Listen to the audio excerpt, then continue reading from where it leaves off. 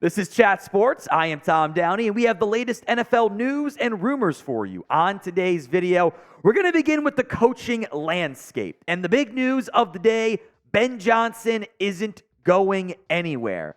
And what is a fairly big enough surprise, Ben Johnson is staying as the Lions offensive coordinator. He informed the Seahawks and the Commanders that he's pulling out of the race. He's not going to take the job. He's going to stick with the Detroit Lions. He's even getting a pay raise, by the way, staying on his contract, at least for now. It's a big win for the Lions and a bit of a surprise as well. And there's been we'll talk about the Commanders' impact here and the Seahawks' impact. There was he canceled on them when they were mid-flight to interview him. Out of the Commanders' organization was the leaks, by the way, which is true. It happened. They were also flying out to meet with Aaron Glenn.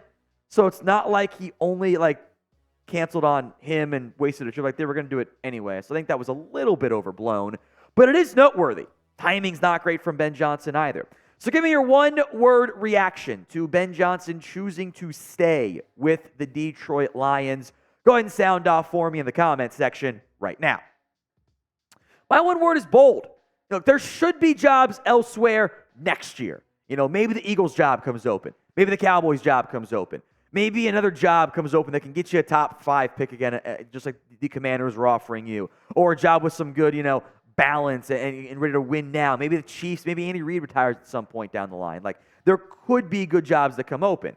But there's always risk when passing on a head coaching job. There's only 32 of them. And what happens to Ben Johnson's stock or perceived stock if the Lions kind of collapse next year? I'm not saying it's going to happen. But if the offense kind of struggles for whatever reason, we just saw it with Dan Quinn with the Dallas Cowboys, and his stock took a shot as a result based on really a half-season sample size. So there's always risk if you don't jump at that head coaching job. You don't want to take a bad one, but I think you could have argued the Commanders and Seahawks jobs were pretty solid. The Commanders had been heavily linked to Ben Johnson as the top candidate. Now, he wasn't viewed as a lock within the organization, to be clear, but they had the number 2 overall pick, a new GM, new ownership, tons of cap space. Honestly, it was kind of a fairly intriguing situation for the Commanders.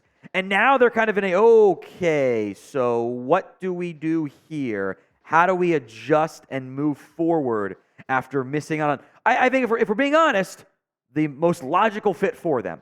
Now what do? The known candidates for this gig, guys who have had second interviews and more. Dan Quinn, the Cowboys defensive coordinator. Aaron Glenn, who they were flying out to meet today as part of the Ben Johnson duo interview. Anthony Weaver, the Ravens assistant head coach, and Mike Macdonald, the Ravens DC. And then only one other offensive guy. It's Bobby Slowick, the Texans offensive coordinator. Are you going to go offense? Because if not, that's the only, outside of they interviewed Eric Bieniemy, did not get a second interview. This is your second interview list. That makes things dicey. I'm not sure which route they go now. Seattle wasn't viewed as likely a fit for Ben Johnson. Dan Quinn and Mike Macdonald have been the 2 most heavily linked candidates. Decisions for both these jobs should be coming soon.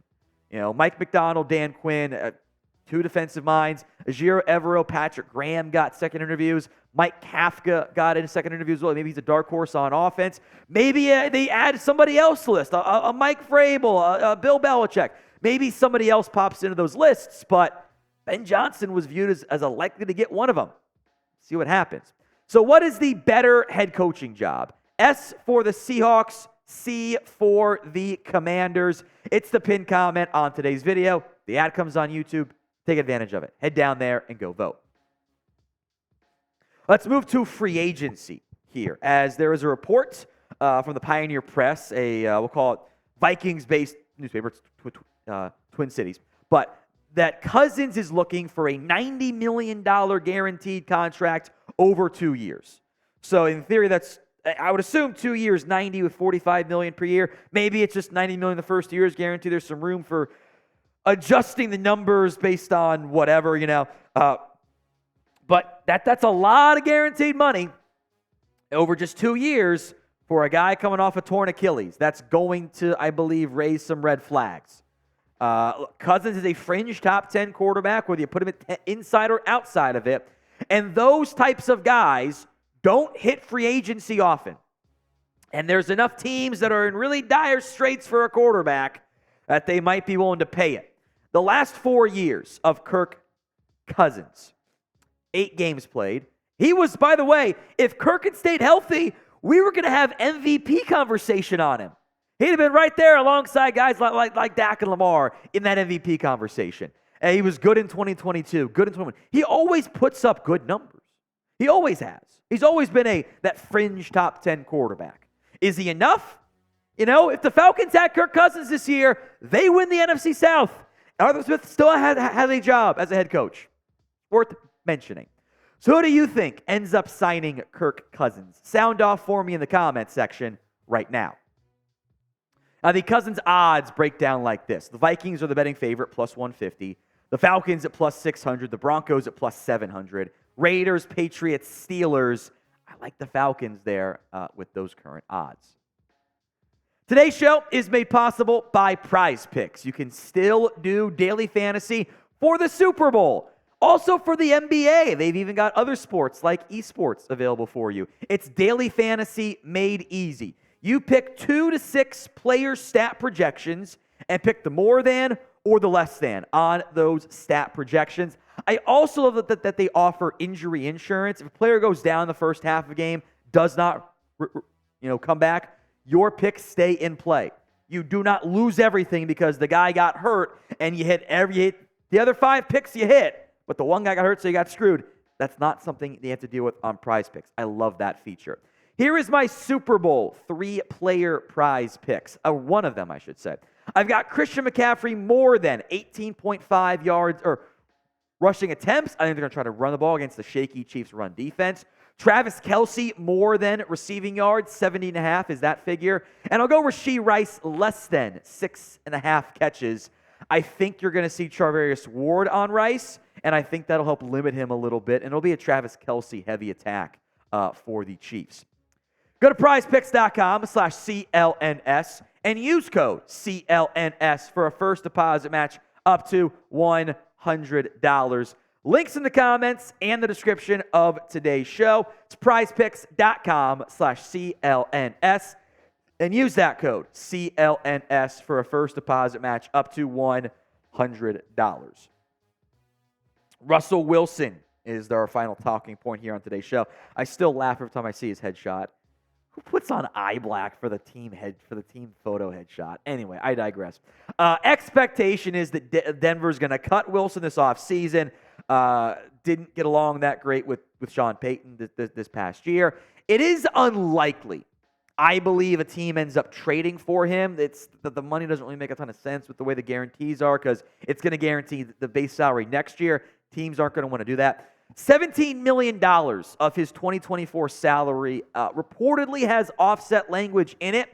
Now, the initial report here also said it was $37 million for this year, which is not true. That's not how any of this works. So there was some bad miscommunication of like what the money was, but this is the actual reality. $17 million. I don't know if he commands that on the open market, which means you might be able to get him for the vet minimum. And, Russell Wilson with a $37 million guaranteed next year, if Denver keeps him, is not the same as Russell Wilson getting, the vet minimum for a year or whatever. Vet min this year and then big bonus next year. That's doable for a lot of teams out there. We'll go more in depth on this here momentarily, but don't miss any of our NFL news and rumors, etc. coverage right here on Chat Sports. Hit that sub button, youtube.com/chatsportstv. Now, in all the various rumors and speculative articles, etc. out there, the 4 teams that are most frequently linked are the Pittsburgh Steelers, the Minnesota Vikings, the Las Vegas Raiders, and the Falcons. It makes sense, right? Pittsburgh's got Mason Rudolph and Kenny Pickett. Are you buying those guys? I don't think so. Minnesota might lose Kirk Cousins, and it leaves Jaron Hall. That's not very good.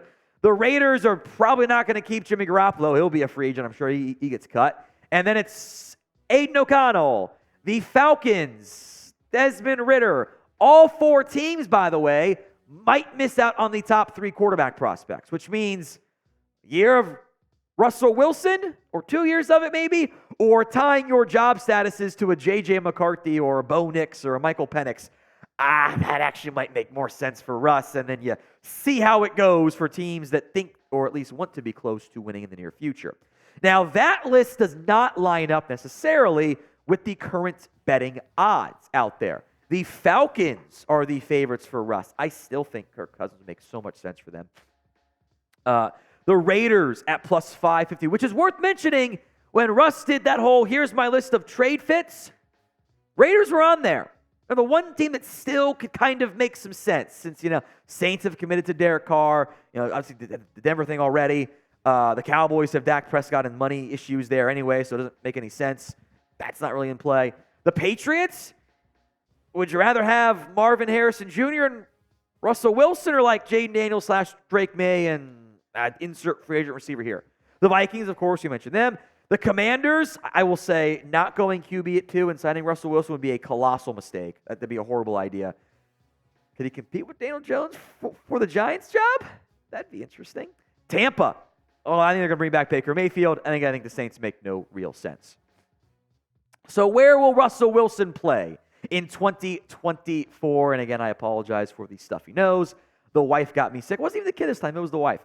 Where will Russell Wilson play? Sound off with your predictions for me in the comments section.